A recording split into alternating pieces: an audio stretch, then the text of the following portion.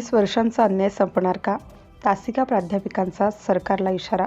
80,000 वेतनासह नवी व्यवस्था लागू करा. नमस्कार, मी छवी राठोर. राज्यातील उच्च शिक्षण व्यवस्थेतील एक जुना आणि ज्वलंत मुद्दा पुन्हा पेटला. तासिका प्राध्यापकांच्या भवितव्यावर प्रश्नचिन्ह निर्माण करणाऱ्या सध्याच्या धोरणाविरोधात प्राध्यापक पदभरती महासंघ आक्रमक झाला असून उच्च व तंत्रशिक्षण मंत्री चंद्रकांत पाटील यांच्याकडे थेट हस्तक्षेपाची मागणी करण्यात आली आहे.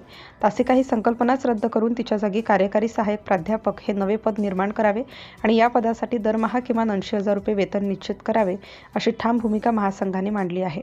डॉक्टर प्रमोद लेंडे खैरगावकर यांच्या नेतृत्वाखालील शिष्टमंडळाने हे निवेदन नागपूर उच्च शिक्षण विभागाचे सहसंचालक डॉक्टर संतोष चव्हाण यांच्यामार्फत मंत्र्यांपर्यंत पोहोचवलं. महासंघाच्या निवेदनात 23 ठोस मागण्या करण्यात आल्या असून त्यामध्ये केवळ वेतनवाढच नव्हे तर सन्मानजनक नोकरी, सेवा सुरक्षा आणि शासकीय हक्क यांचा समावेश आहे. 11 महिन्यांचा निश्चित सेवा कालावधी, थेट बँक खात्यात वेतन, पेन्शन योजना, वैद्यकीय सुविधा, सशुल्क सुट्ट्या आणि मातृत्व रजा यांसारख्या सुविधा देण्याची मागणी करण्यात आली. महासंघाने सरकारवर गंभीर आरोप करताना म्हटले आहे की गेल्या 3 दशकांपासून तासिका प्राध्यापकांचे केवळ शोषण झाले.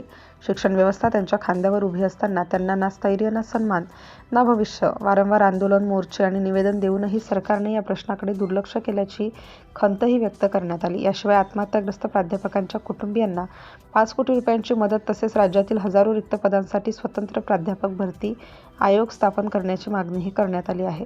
सेवा काळाचा अनुभव पूर्णवेळ प्राध्यापक भरतीसाठी ग्राह्य धरण्याची ठोस भूमिका महासंघाने घेतली आहे.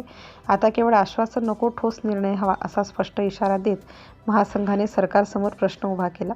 येत्या काळात सरकारने सकारात्मक निर्णय घेतला नाही तर आंदोलन तीव्र करण्याचा इशाराही देण्यात आला आहे. City India news.